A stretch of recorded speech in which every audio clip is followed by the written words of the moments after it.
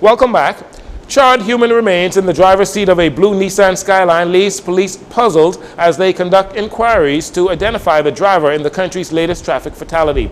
Police say sometime around 3 a.m. Saturday, the fatal crash claimed the life of a lone driver. Preliminary reports indicate that the driver was traveling south along Mackey Street and lost control of the vehicle. The vehicle collided into a utility pole and subsequently caught fire.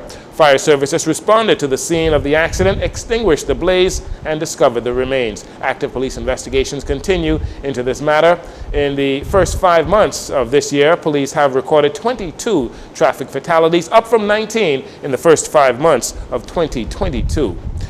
Police are also investigating the circumstances surrounding the death of an adult male who was discovered lying at the bottom of a flight of stairs in the area of Hospital Lane and Rogers Corner around 1:45 Sunday morning. Emergency medical services responded and conducted a thorough physical examination on the victim, confirming he had no signs of life. Police say an autopsy will be performed to determine the cause of death.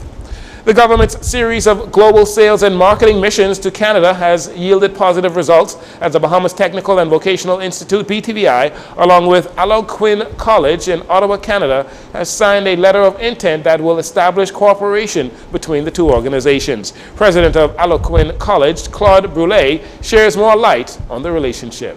The letter of intent between Algonquin College and Bahamas Technical and Vocational Institute, or BTVI, signals the beginning of a 5-year partnership providing new international education opportunities between our institutions through future collaborations. The agreement will offer expanded opportunities for our learners, our faculty, and employees to collaborate with an internationally recognized applied training institution.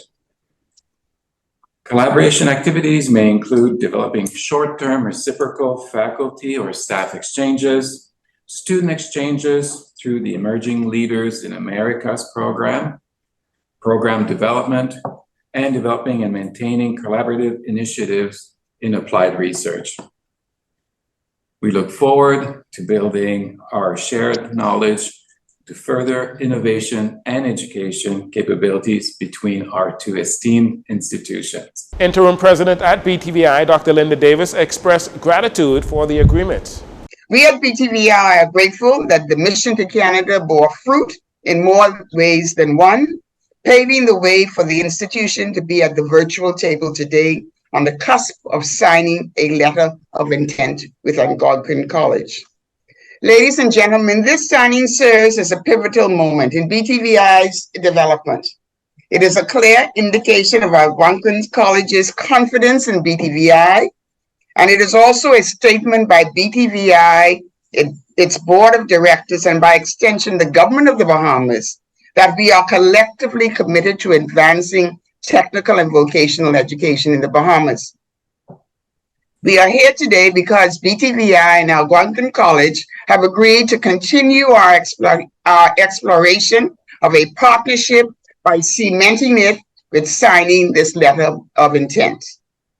Further, the signing of this letter of intent symbolizes the beginning of what we expect to blossom into collaborative initiatives and exchanges mutually beneficial for our students, our staff, and faculty. In addition to this new partnership, Dr. Davis also announced that BTVI campuses on Abaco and Eleuthera are poised to become full instructional sites in the very near future. Nearly 100 government, civil society, youth, private sector, and other dynamic representatives participated in the recent second annual United Nations and Bahamas Development Bank Sustainable Development Goals Partnership Forum.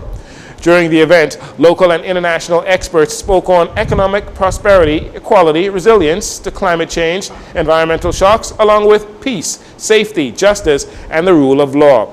The participants then developed micro-initiatives and solutions to these concerns. This year's partnership forum coincided with the second Sustainable Development Goals Summit and the midway point of Agenda 2030 for Sustainable Development. A final report inclusive of findings and initiatives developed at the forum will be made public.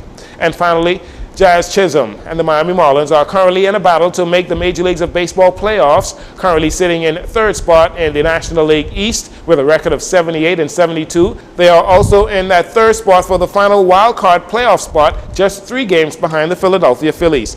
This past weekend, Jazz Chisholm had 2 monster games with a grand slam home run in each game against the Atlanta Braves, who they swept this past weekend 3-0 in Miami. Jazz hit a 4-run home run for the second day in a row on Sunday, beating the Marlins on Sunday 16-2. It was Jazz's 3rd career grand slam and matches his career high 18 home runs on the season.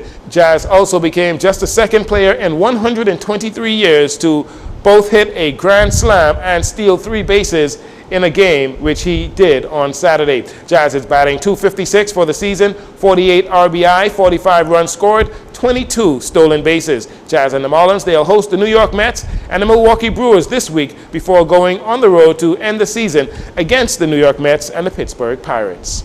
That'll do it for your JCN Evening News. Once again, I'm Jarino Saunders. Thank you so much for joining us. This segment of the news has been brought to you by Sun Oil Limited.